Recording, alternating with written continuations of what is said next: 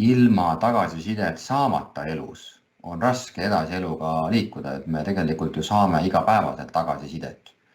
Kui me autoga sõidame, siis me saame tagasisidet, kui me hambaid peseme, saame tagasisidet, peseme nõud ära, saame tagasisidet, käime trennis, näeme, et tervis paraneb, saame tagasisidet, aga tihtilugu selline tagasiside vorm on objektiivne tagasiside, ma hakkasin seda niimoodi nimetama enda töös.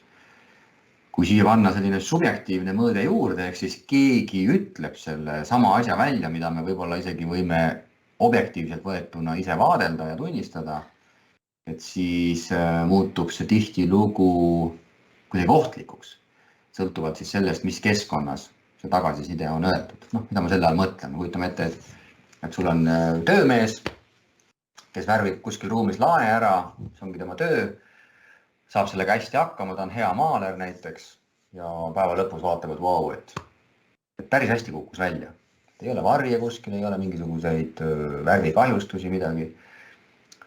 Ja ta saab ju objektiivselt tagasisidet, et hästi tehtud. Ja nüüd kujutan ette, kui juht astub sinna sisse või ka tema kolleeg astub sisse või isegi astub, ma ei tea, tema laps sinna sisse ja konstateerib täpselt seda sama asja. Vau, et sul kukub see lae värvamine nii hästi välja, et ma ei suuda ühtegi viga siit leida.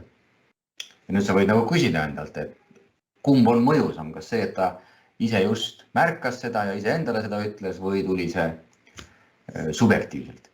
Ja see näitabki, et see subjektiivne tagasiside on alati tugevam, emotsionaalsem kui objektiivne. Ja kuna me päeva lõpus või selle programmi lõpus ka näeme, mismoodi me nii sellele negatiivsemale või kriitilisemale, aga ka positiivsele tagasisidele mõjume ja missuguseid analüüse on tehtud ja uuringuid, et kuidas tasakaal võiks olla. Siis kui panna see töö konteksti, millest me oleme siin rääkinud põhjalikumalt siis esimese mooduli valguses, siis kahtlemata see, mida me teeme, me tahame saada kinnitust, et see kukub meil hästi välja ja kui see ei kuku hästi välja, me tahame saada turvaliselt teada, et see ei kuku hästi välja.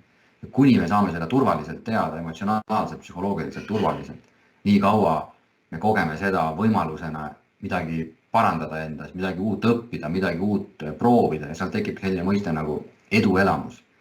Kui keskkond ei ole turvaline ja meie alateadvus käsitleb sellist subjektiivset tagasisidet rünnakuna, mis kuidagi ohustab meie positsiooni karjas piltlikult öeldes, sotsiaalses mõttes, võib-olla meie identiteeti, sest meil on endast mingisugune minapilt ja keegi justkui oma tagasisidega seab selle minapildi kahtluse alla. Või meile tundub, et see inimene, kes seda ütleb, ei ole meie jaoks piisavalt ise meie jaoks autoriteetne või ta ei ole selle valdkonna spetsialist. Et sealt tekivad sellised psühholoogilised mõjud ja sealt tuleb otseselt tegelikult sisse ka töörõõm ja seos siis tagasisidega.